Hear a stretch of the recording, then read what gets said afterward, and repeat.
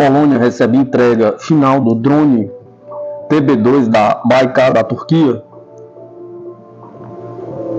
O fabricante turco de drones Baykar entregou à Polônia o lote final de sistemas de combate Bayraktar TB2 encomendados por 270 milhões, anunciou a empresa. A Polônia assinou um acordo em maio de 2021 para os drones e equipamentos associados. O contrato prevê a entrega de 4 sistemas, cada um incluindo 6 aeronaves e 3 estações de controle em solo. Baykar transmitiu pela primeira vez 6 TB2S em outubro de 2022, em uma conferência realizada na 12ª base de veículos aerotripulados da Polônia. Em 16 de maio, concluiu o envio cumulativo de 24 TB2S durante um evento realizado na Polônia. Os participantes incluíram o vice-ministro da Defesa da Polônia, o chefe da agência da presidência das indústrias de defesa da Turquia e o gerente-geral da Baykar. Haliku Bayraktar, que liderou a empresa, escreveu na quinta-feira no site da mídia social X que a empresa entregou o último sistema de nossos UCAVs Bayraktar TB2 para a Polônia. Assim, pela primeira vez na história da Turquia, concluímos com sucesso a exportação de drones de alta tecnologia para um país membro da OTAN e da União Europeia. O Defesa News entrou em contato com o Ministério da Defesa da Polônia para comentar como os drones serão usados e se a Ucrânia receber algum. A Ucrânia está atualmente no combate a uma invasão russa que envolve especialmente uma guerra com drones. O TB2 ganhou as manchetes quando as forças ucranianas ganharam contra a Rússia no início da guerra. O drone de média altitude e longa resistência pode ajudar no reconhecimento e identificação de alvos para artilharia e ataque de precisão. Possui um conjunto aviônico avançado com sistema que permite taxiamento, decolagem, pouso e cruzeiros exclusivos. Veja como a força-tarefa multidomínio do Exército dos Estados Unidos está contribuindo para o AUKUS. A terceira força-tarefa multidomínio do Exército dos Estados Unidos, com sede no Havaí, está recebendo oficiais da Austrália e do Reino Unido neste verão e trabalhará no avanço da tecnologia. Foco do segundo pilar do Pacto AUKUS, de acordo com o comandante do Exército dos Estados Unidos do Pacífico, o general Charles Flynn. A Austrália está enviando 5 oficiais, enquanto o Reino Unido está enviando 3 para serem incorporados ao MDTF. Isso é o que chamarei de tipo de semente inicial para criar essa capacidade combinada, disse Flynn, em entrevista à conferência LAMPAC da Associação do Exército dos Estados Unidos. Acredito que estas formações e as contribuições, pelo menos esses dois países, são absolutamente complementares e irão acelerar muitas atividades e muito trabalho que precisamos de fazer juntos no pilar 2 do AUKUS, disse ele. A colaboração AUKUS, lançada em 2021, está organizada em 2 pilares de esforço. O primeiro concentrado em submarinos com propulsão nuclear, a segunda abrange tecnologias de inteligência crítica, como artificial, computação quântica, hipersônica e autonomia. Os oficiais dos 2 países vêm do trabalho que estão a realizar nos seus vários conceitos operacionais, mas também estão a trazer conjuntos de competências como cibernética, espacial, guerra eletrônica, operações de informação e seleção de alvo, diz Flynn. Trabalhar em tecnologia relacionada às áreas do foco 2 do pilar do AUKUS é um ajuste lógico para a força-tarefa multidomínio. O primeiro MDTF surgiu em 2018 com a unidade experimental para explorar operações multidomínios, enquanto o Exército redigia sua doutrina. O serviço decidiu que faria do MDTF uma unidade operacional e desde então decidiu aumentar mais 4 em vários estágios de formação. Existem 3 MDTFs planejados para o Pacífico. O primeiro está quase concluído na construção da sua estrutura de forças e o terceiro, que foi criado em setembro de 2022, ainda está a crescer. O quarto ainda não foi previsto. Cada MDTF utiliza recursos que incluem capacidade de guerra eletrônica, sistema de aeronaves não tripuladas, balões de alta altitude e sensores espaciais como parte do seu batalhão de efeitos multidomínio. Além disso, o MDTF possui uma unidade capaz de disparar fogo de longo alcance usando o novo míssil de ataque de precisão, ou PRSM, disparado de sistemas de foguete de artilharia de automobilidade. A Austrália e os Estados Unidos já estão co-desenvolvendo essa capacidade. O pilar 2 da AUKUS trata realmente de acelerar a inteligência artificial e os aspectos de aprendizagem da máquina. disse o coronel Michel Rose, comandante do 3º MDTF no Lampak. Parte do esforço de desenvolvimento do míssil inclui o uso de recursos espaciais de inteligência, vigilância e reconhecimento, bem como inteligência artificial, aprendizagem de máquina, para automatizar certos aspectos da cadeia de destruição, explicou Rose. A inteligência artificial e o aprendizado de máquina também contribuem para a tomada de decisões e a compreensão do meio ambiente e outras áreas, como o uso de drones e seu combate, acrescentou Rose. Embora o desenvolvimento de tecnologia que realiza esforço no âmbito do Pilar 2 do AUKUS não seja um objetivo proposto para um combinado multinacional MDTF, disse Rose, é natural fazer parte desse trabalho. Temos um conjunto de trabalho contínuo com os australianos e agora, cada vez mais, com os parceiros do Reino Unido para construir mecanismos de cooperação para que possamos realmente acelerar a nossa interoperabilidade e, em última análise, alcançar a intercambiabilidade, disse Rose. No caso de termos que nos voltarmos para uma crise ou conflito, já temos as conexões humanas, temos as conexões processuais e temos as conexões tecnológicas para poder fazer isso. Isso oferece bastante aos combatentes de opcionalidade, acrescentou.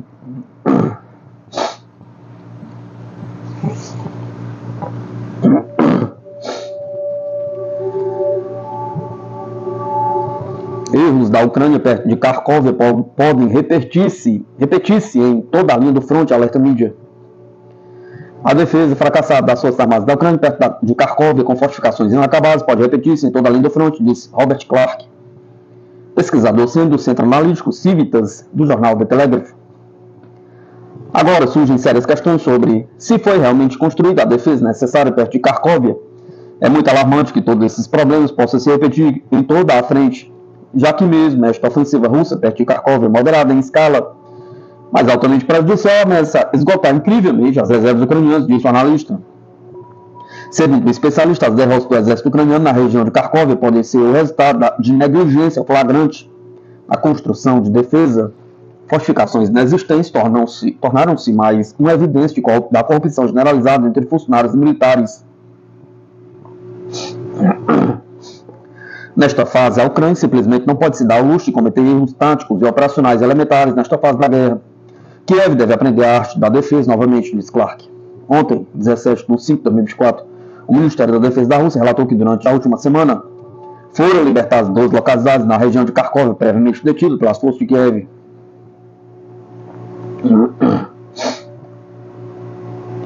Coreia do Norte com 2 lançamentos de míssil balístico com novo sistema de navegação. O Departamento Central de Construção de Mísseis da Coreia do Norte realizou um lançamento experimental de um míssil balístico tático com um novo sistema de navegação autoguiado, relata o serviço de radiodifusão Voz da Coreia. Em 17 de maio, o Departamento Central de Construção de Mísseis da Coreia do Norte realizou um lançamento experimental de um míssil balístico tático no Mar do Leste, também conhecido como Mar do Japão, que usou um novo sistema de navegação autoguiado, aponta o comunicado. Destaca-se que o líder norte-coreano Kim Jong-un esteve presente durante os testes da agência central de notícias da Coreia do Norte. Observe que o líder do país elogiou o grupo científico e técnico de defesa especializado e expressou grande satisfação com os resultados do desenvolvimento independente e a implementação bem-sucedida do sistema de navegação autônoma.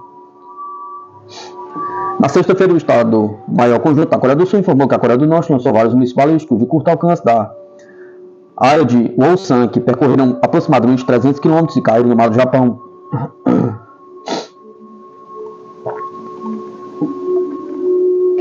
Ex-oficial dos Estados Unidos prevê derrota da Ucrânia em 3 meses. Explica o porquê.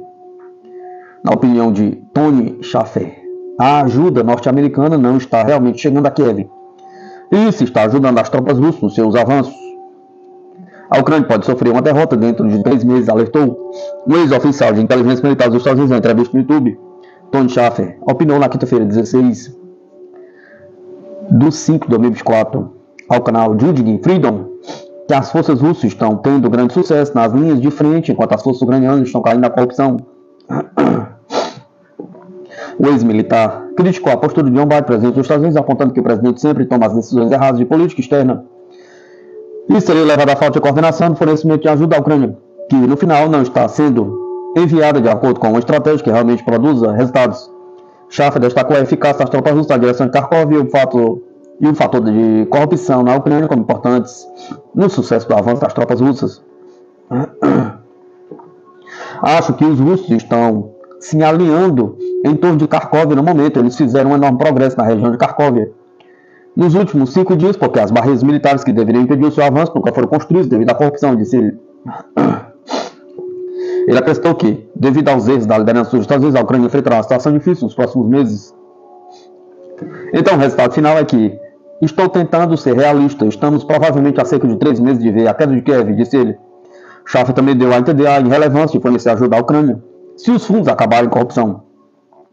Seu interlocutor, Andrei Napolitano, ex-juiz da Suprema Corte de Nova Jersey, concordou com essa tese. O coronel norte-americano Douglas McGregor me enviou uma foto de centenas dessas barreiras espalhadas na beira da estrada.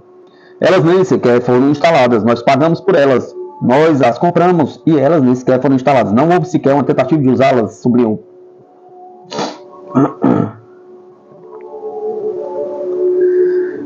O exército e a economia russa se revelaram mais resilientes do que o Ocidente esperava, admite o jornal.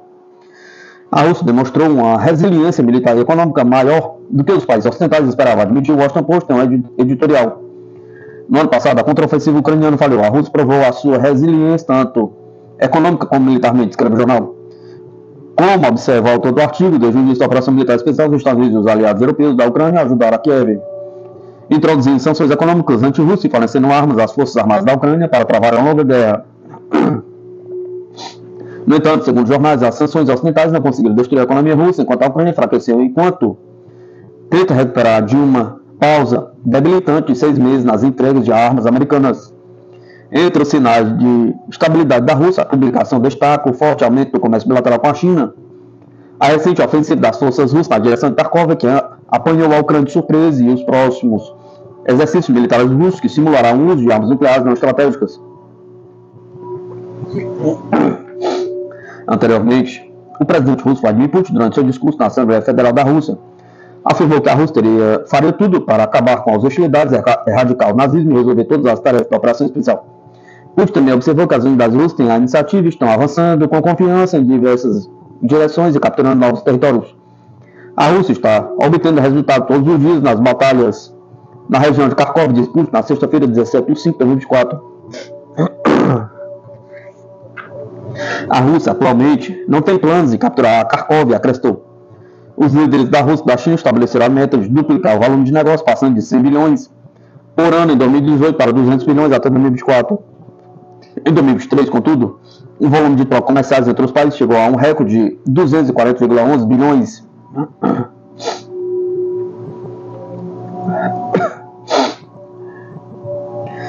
Participação da Etiópia no BRICS é crucial para o país, diz o legislador. O BRICS serão cruciais para a Etiópia expandir as suas relações diplomáticas globais e reforçar a cooperação econômica, disse Dina Mufti, membro do Comitê Permanente das Relações Exteriores e Assuntos da Paz da Câmara dos Representantes do Povo da Etiópia, citado pela mídia local. Os comentários do deputado surgiram durante um painel titulado A Entrada da Etiópia no BRICS e o seu papel na cooperação Sul-Sul, benefícios, desafios e perspectivas, realizado na Universidade do Serviço Público da Etiópia em Addis Abeba. Dina Mufti confirmou que a discussão centrou-se principalmente nos benefícios potenciais da adesão ao BRICS para a Etiópia nas áreas de comércio, turismo, apoio financeiro, tecnologia, entre outros. Dado que os países membros do bloco têm uma relação de princípios com a Etiópia, será crucial que o país receba o apoio que possa impulsionar a sua economia, nomeadamente do novo Banco de Desenvolvimento do BRICS, acrescentou o legislador. Anteriormente, o primeiro-ministro etíope, Abiy Ahmed Ali, descreveu a entrada do seu país no BRICS como uma das maiores vitórias diplomáticas nas últimas décadas. No início de maio, o ministro das Finanças etíope, Ahmed Shide, observou que os BRICS podem melhorar a cooperação sul-sul nos domínios do comércio, tecnologia e desenvolvimento de infraestruturas, e observou que o seu país está orgulhoso de fazer parte do bloco. Com a adição dos novos membros, em janeiro de 2024, os BRICS cresceram para 10 países com uma população de 3,6 bilhões de pessoas, quase metade da população mundial. Os países representam mais de 40% da produção mundial de petróleo e cerca de 1/4 das exportações globais de mercadorias.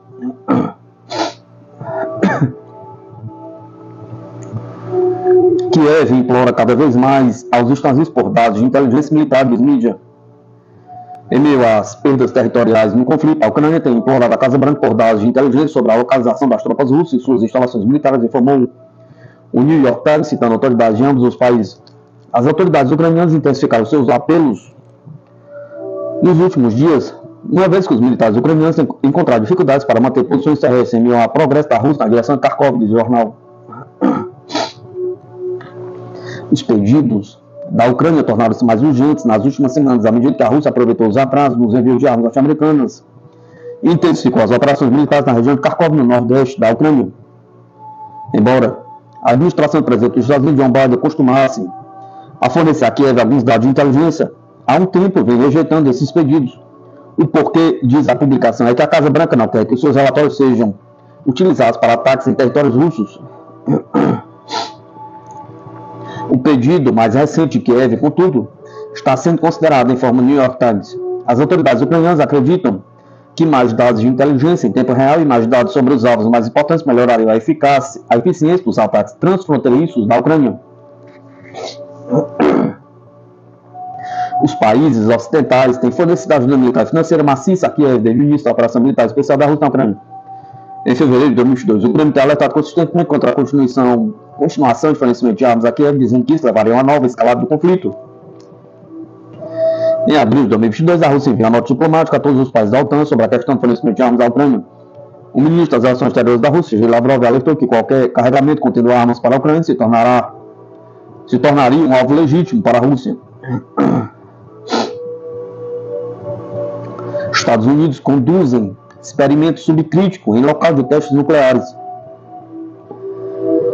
Os Estados Unidos realizaram outro experimento subcrítico no âmbito do monitoramento do estado das ogivas nucleares, informou a Administração Nacional de Segurança Nuclear, NNSA, do Departamento de Energia, em seu site. Logo, assegurou que o 34º teste desse tipo não viola a moratória sobre os ensaios nucleares e cumpre os critérios do Tratado de Proibição Total de Testes Nucleares. Uma vez que durante a sua condução não há reação em cadeia supercrítica ao sustentável. Nós planejamos aumentar a frequência desses experimentos subcríticos para coletar dados importantes sobre materiais usados em armas nucleares, se há necessidade técnica de retornar as explosões de testes nucleares subterrâneas, disse o comunicado. Especifica-se que o teste ocorreu na noite de 14 de maio no local de testes nucleares em Los Alamos, Nevada.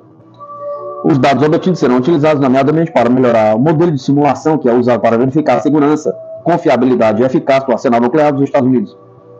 Explosão subcrítica implica a detonação de explosivos em torno do material radioativo sem atingir uma massa crítica e iniciar a reação em cadeia.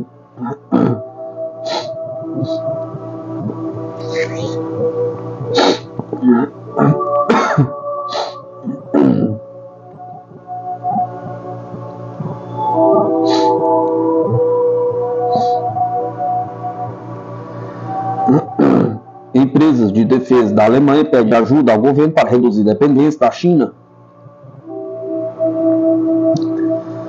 Um representante da alemã BDSV, solicitou que Berlim dê subsídios ao setor militar da Alemanha para competir com os Estados Unidos e não depender da China. As empreiteiras alemãs precisarão de ajuda do governo se quiserem reduzir sua dependência de materiais chineses e competir com as empresas americanas, disse o consórcio de defesa da Alemanha, Hans Axel Odin, chefe da BDSV, referiu que o setor de defesa dos Estados Unidos reduziu amplamente sua dependência da China nos últimos anos sob pressão de Washington.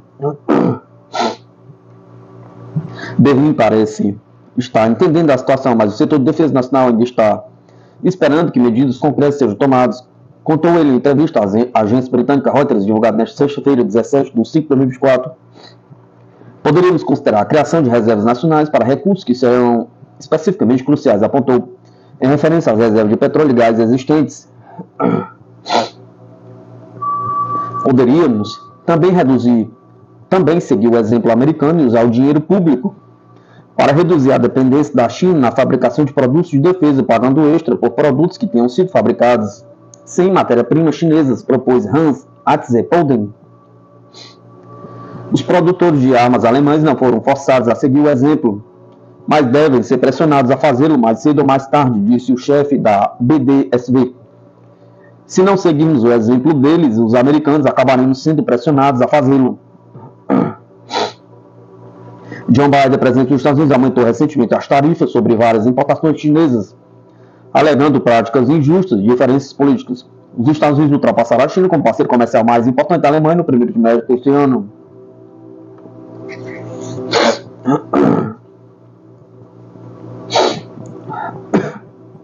Pentágono explica por que as armas entregues à Ucrânia não durarão por muito tempo. O inspetor-geral do Departamento de Defesa dos Estados Unidos referiu problemas na verificação das armas entregues à Ucrânia e as possíveis implicações deles. As armas norte-americanas transferidas para a Ucrânia não durarão muito tempo, sem um plano de manutenção, disse o inspetor-geral do Pentágono em relatório ao Congresso dos Estados Unidos. O Departamento de Defesa dos Estados Unidos está fornecendo à Ucrânia veículos blindados e sistemas de defesa antiaérea sem um plano para garantir seu uso a longo prazo, afirmou Robert Storch.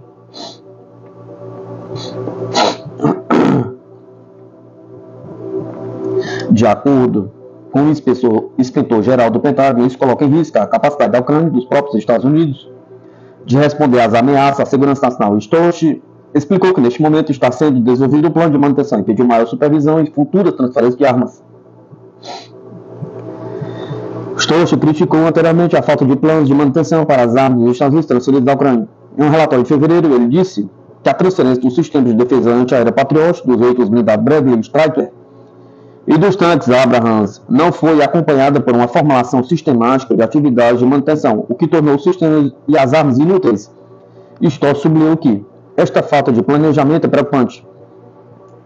Os países ocidentais forneceram centenas de bilhões de dólares em ajuda militar e demais apoios à Ucrânia desde o início da operação militar especial da Rússia em fevereiro de 2022.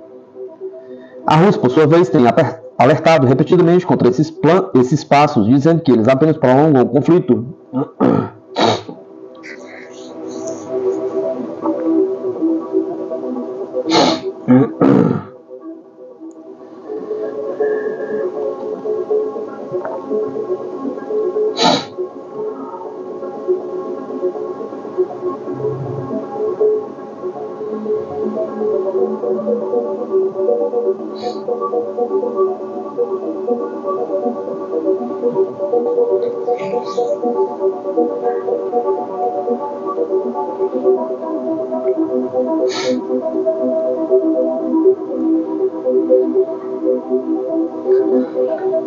A Alemanha e a Eslováquia trabalham para ampliar centro de reparos para a Ucrânia além de 2024.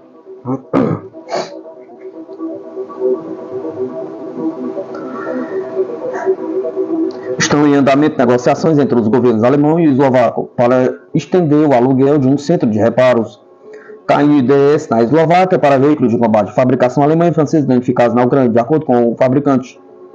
Em 2022, o joint venture franco-alemão KNDS, formado pelas empresas de defesa Krauss, Maifen, Wigmann e Nexter, distribuiu uma base na Eslováquia para realizar manutenção rápida de veículos doados à Ucrânia.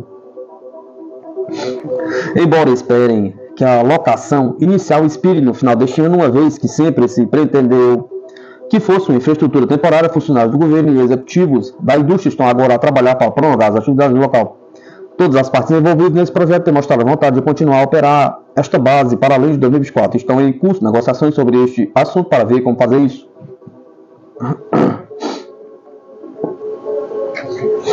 Disse um executivo do QNDS ao defesinho na feira de defesa IDEMB aqui.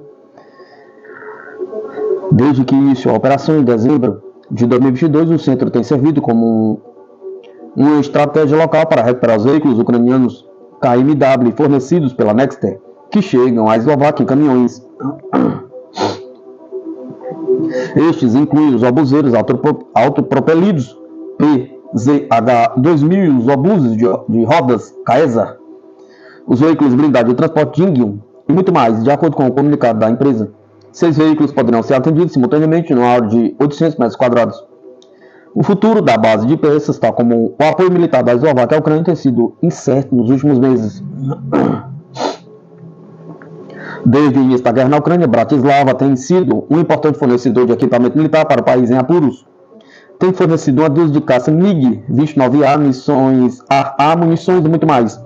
No entanto, desde a eleição do primeiro-ministro pró-russo, Robert Fico, em outubro, a posição da Eslováquia sobre armar a Ucrânia tem sido algo ambígua, dado que o político se comprometeu a acabar com o apoio militar durante sua campanha. Não estamos a mudar o fato de estarmos preparados para ajudar a Ucrânia de uma forma humanitária. Estamos preparados para ajudar nas forças de segurança do Estado, mas vocês conhecem a nossa opinião sobre armar a Ucrânia, disse ele aos jornalistas após a sua vitória eleitoral. Desde então, o líder moderou sua retórica inicial anti-Ucrânia e permitiu que a cooperação da indústria de defesa entre as empresas eslovacas e ucranianas continuasse.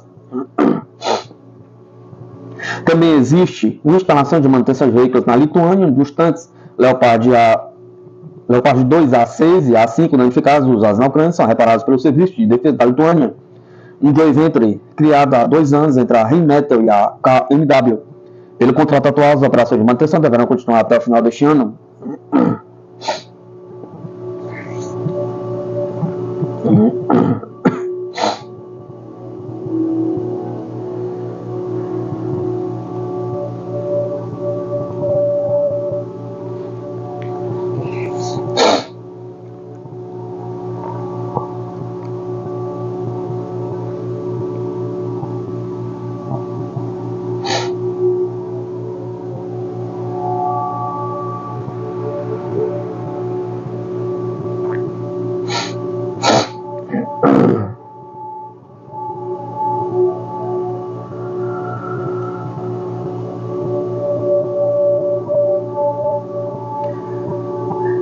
Crise, membros do Gabinete de Guerra de Israel ameaçam renunciar ao governo de Netanyahu. O membro do Gabinete de Guerra israelense, Benny Gantz, disse neste sábado que renunciará ao governo de emergência liderado pelo primeiro-ministro Benjamin Netanyahu. A contrapartida do integrante do grupo israelense é de que um novo plano para a operação militar na faixa de Gaza seja adotado até o de junho. Estamos agora em uma encruzilhada fatal. É o momento no qual a liderança do país, Israel, deve ver o panorama geral, identificar riscos e oportunidades e formular uma estratégia nacional atualizada. Para que possamos lutar da forma correta, o Gabinete de Guerra deve formular e aprovar até 8 de junho um plano de ação que levará à implementação de 6 objetivos estratégicos de importância nacional, disse Gantz durante a coletiva de imprensa. O ministro enfatizou que deixará o governo caso o gabinete não aprove um plano de ação na data especificada. A ameaça de Gantz de renunciar ao governo de Netanyahu gerou críticas de ministros e apelou à sua destituição do cargo, informou o The Times of Israel. O ministro da Defesa israelense, Yoav Gallant, também está dessatisfeito com a atuação de Netanyahu. No início da semana, Gallant criticou o premier por não ter rejeitado a ideia de uma administração israelense na faixa de Gaza. A questão do futuro de Gaza fraturou o Gabinete de Guerra de Israel, além de ter prejudicado as relações com o maior aliado do país nos Estados Unidos. Em 19 de abril, Israel atacou com drones a província iraniana de Isfahan, que abriga um importante centro de pesquisa nuclear. A defesa antiaérea iraniana abateu vários veículos aéreos tripulados, enquanto o ministro dos Negócios Estrangeiros do Irã, Hossein Amir Abdollahian, garantiu que os drones israelenses não causaram quaisquer danos.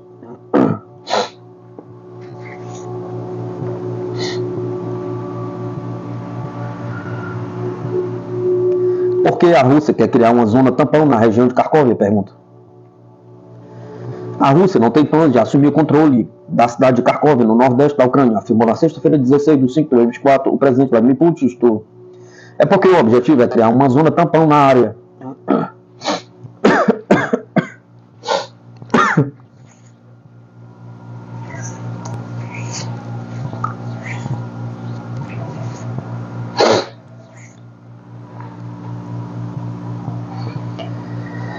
As forças russas estão obtendo ganhos territoriais na região, acrescentou Putin, com as tropas se movendo todo dia estritamente de acordo com o planejado. Segundo o Ministério da Defesa da Rússia, os militares do Grupo Sever Norte já avançaram profundamente na defesa inimiga e libertaram várias localidades. Várias cidades foram libertadas, segundo informações do Ministério da Defesa russo. Um número maior de sucessos militares em algumas semanas do que em toda a contraofensiva ucraniana, apontou o jornal norte-americano The Washington Post. O que é uma zona tampão? Pergunta. O analista militar e coronel aposentado das Forças Armadas da Rússia, Anatoly Matveychuk,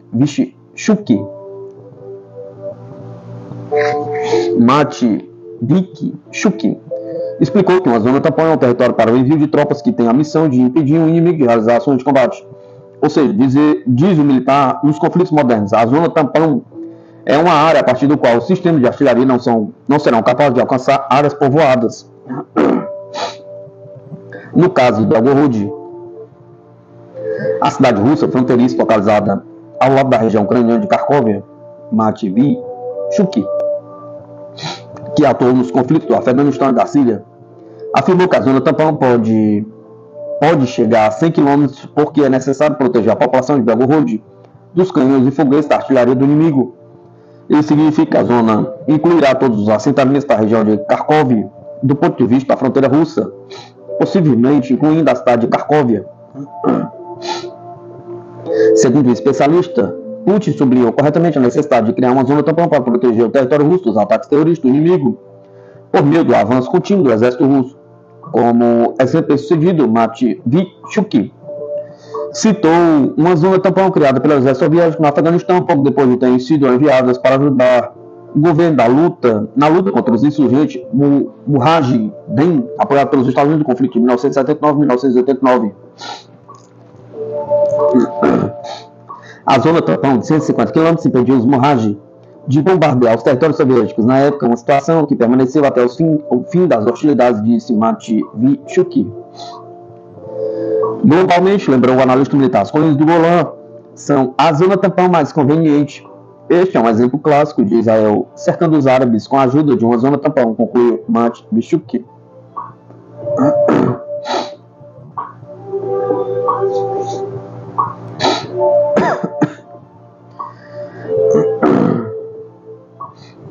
A aliança estratégica entre a Rússia e a China marca um novo capítulo da geopolítica global, apontou o analista.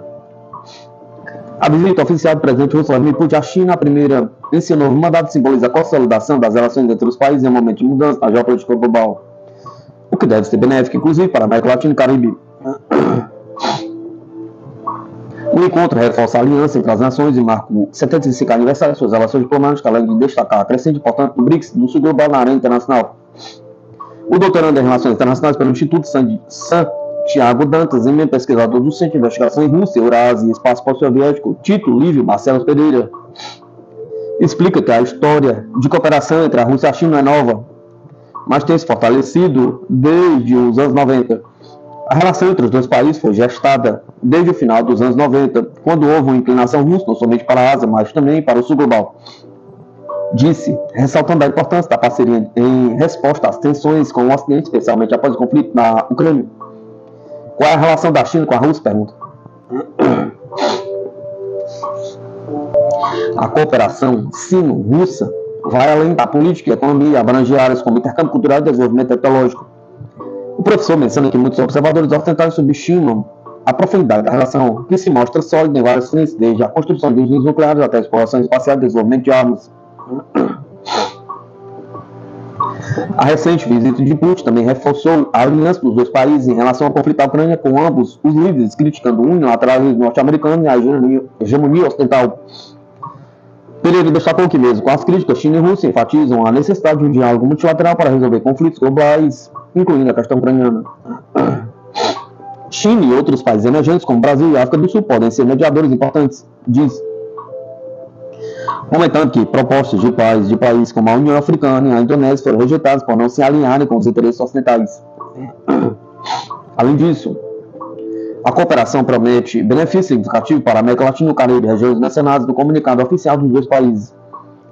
Pereira explica que a parceria pode impulsionar investimentos em infraestrutura, tecnologia e agricultura, áreas onde os países latino-americanos têm grande potencial para se beneficiar da expertise russa e chinesa. A cooperação para a América Latina e o Caribe pode trazer benefícios significativos. Investimentos em infraestrutura, desenvolvimento de novas tecnologias e a terceirização de indústrias chinesas são apenas algumas das maneiras pelas quais essa parceria pode fortalecer a região. Qual a participação da Rússia no BRICS? Pergunta. No contexto do BRICS, para o pesquisador Tito Livio Marcelo Pereira, a visita mostra a importância do bloco como contrapeso da hegemonia euroatlântica. Os BRICS estão se metamorfoseando na segunda década do século XXI, agora incorporando novos países da África, Oriente Médio e Ásia, comentou. Segundo o pesquisador, a inclusão de novos atores globais é essencial para um sistema internacional mais democrático e plural. Para o Brasil, a aliança representa uma chance de fortalecer sua posição no cenário global, sem um alinhamento incondicional a um único bloco de poder, segundo Pereira. O Brasil tem uma política externa equilibrada, reconhecemos a importância dos Estados Unidos e da Europa, mas também vemos necessidade de uma voz mais forte de países emergentes nas decisões internacionais. A China, por exemplo, é agora o principal parceiro econômico do Brasil, com o superávit comercial que não temos com os Estados Unidos, observou. Isso mostra a importância de estreitar relações com o sul global para uma maior possibilidade de intercâmbio comercial e tecnológico, complementa.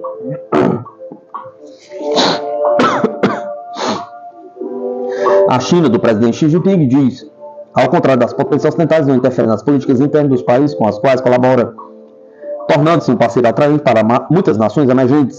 O chinês não exige contrapartidas políticos ou sociais, o que torna seus empréstimos e investimentos menos condicionados. O legado soviético ainda é forte na África, mas a China tem sido o principal investidor em infraestrutura e energia. No entanto, a Rússia está recuperando terreno com projetos de usina nuclear, ferrovia e mineração. O professor Ricardo Cabral, especialista em relações internacionais, destaca o simbolismo de Putin escolher a China como primeiro destino. Normalmente, segundo ele, a primeira visita de um chefe de Estado recém-eleito é feita ao parceiro mais estratégico e importante. Dono do portal História Militar em Debate, ele enfatiza a importância da parceria que evoluiu significativamente desde a era soviética, superando as antigas tensões desde que Putin assumiu. Temos um crescente intercâmbio, não apenas econômico. A China emergiu como uma potência econômica e a Rússia também tem demonstrado um crescimento significativo. A visita de Putin ocorre em um contexto de sanções ocidentais impostas à Rússia devido à operação especial da Ucrânia. Esses bloqueios têm, no entanto, reforçado os laços entre Moscou e Pequim, que se tornaram aliados ainda mais próximos. Por exemplo, na modernização industrial russa, a China, junto com a Índia, tem sido um dos aliados mais fiéis da Rússia. Cabral destaca a importância estratégica dessa aliança na busca por um mundo multipolar que contesta a hegemonia norte-americana. A superioridade norte-americana está em declínio e essa aliança busca estabelecer um equilíbrio estratégico global. A visita de Putin também foi marcada por declarações sobre a iniciativa do Cinturão e Rota e a União Econômica Euroasiática, o que indica para o pesquisador um desejo de mudar o eixo das relações econômicas globais. China e Rússia estão criando novas áreas econômicas dinâmicas e interdependências que estimulam novas formas de relações econômicas. Segundo Cabral, o impacto positivo na África e na América Latina é evidente. Enquanto a China foca na construção de infraestruturas que facilitam o comércio de commodities, a Rússia busca criar laços mais profundos com intercâmbios culturais. Em termos de comércio, o aumento de quase 25% nas trocas comerciais entre a Rússia e a China em 2023 atingiu 227 bilhões. É um indicativo claro do fortalecimento dessa aliança. Cabral prevê que, mesmo enquanto persistirem as sanções ocidentais, o comércio entre os gigantes continuará a crescer.